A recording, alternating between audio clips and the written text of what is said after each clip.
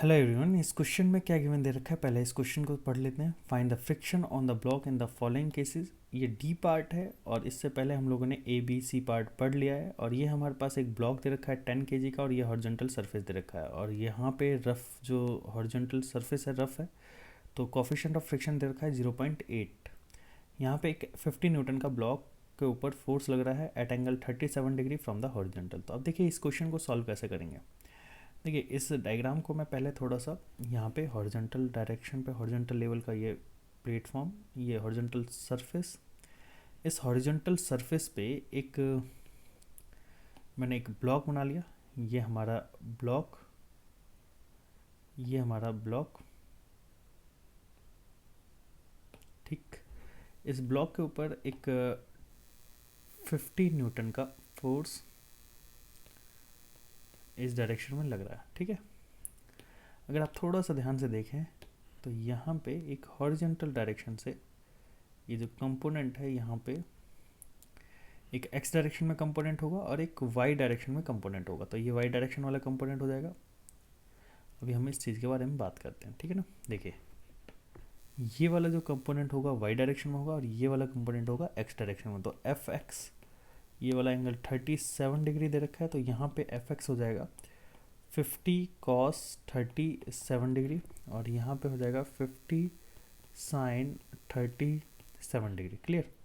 अब देखिए ये 10 kg का ब्लॉक होगा, नीचे की ओर फोर्स लग रहा होगा mg और mg की वैल्यू हो जाएगी 100 न्यूटन, ठीक है। अब देखिए ये वाला जो ब्लॉक है, ये हॉरिजॉन्टल डायरेक्शन में फोर्स लग रहा होगा, तो इसकी वैल्यू कितनी हो जाएगी 50 cos 37 4/5 that is equal to 40 newton, ठीक है। और यहाँ पे 50 into sine 37 3/5 that is equal to 30 newton, ठीक है। अब यहाँ देखिए समझिएगा, इस ब्लॉक के ऊपर की ओर 30 न्यूटन, इस डायरेक्शन में 40 न्यूटन फोर्स लग रहा है। अब यहाँ देखिए समझिएगा, जब ये वाला ब्लॉक इसको हॉरिजॉन्टल डायरेक्शन में खींचने की कोशिश करेगा, ये उठाने की कोशिश करेगा, क्योंकि नीचे की ओर 100 न्यूटन लग रहा है तो ये ब्लॉक तो उठेगा तो है नहीं। तो यहाँ पे से इस कंडीशन में एक नॉर्मल फोर्स मैंने ऊपर की ओर लगा दिया।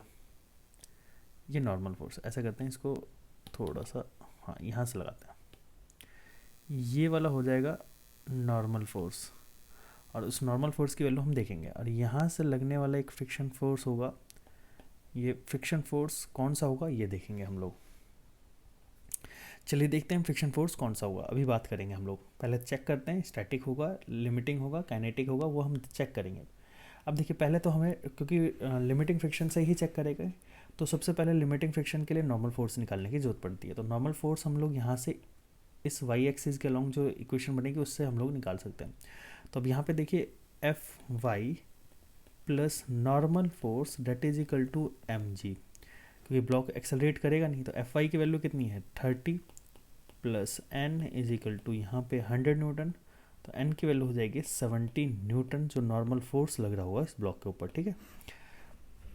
चलिए अब हम बात करते हैं एफ आर लिमिटिंग की, और एफ आर लिमिटिंग की वैल्यू हो जाएगी म्यू इंटू एन। म्यू की वैल्यू हो जाएगी 0.8 इंटू एन की वैल्यू हो जाएगी 70, पॉइंट हटा दिया 10 और यहाँ पे 8 सत्तू 56 न्यूटन।